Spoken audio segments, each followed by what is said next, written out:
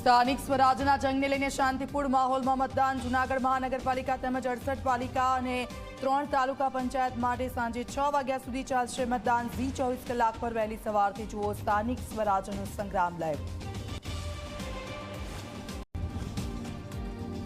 ગુજરાતમાં નકલીની ભરમાર યથાવત। પાટણમાંથી નકલી ઘી અને તેલ ઝડપાયું તો સુરતમાં એલસીબીએ દરોડા પાડીને નકલી શેમ્પૂ અને સાબુ પણ જપ્ત કર્યા।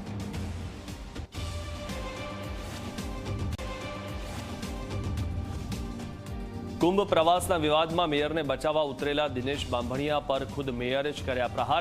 મેયરે કહ્યું દિનેશ બાંભણિયાએ ખોટો પાટીદારવાદ શરૂ કર્યો। ગઈકાલે બાંભણિયાએ મેયરના સમર્થનમાં કર્યું હતું ટ્વીટ।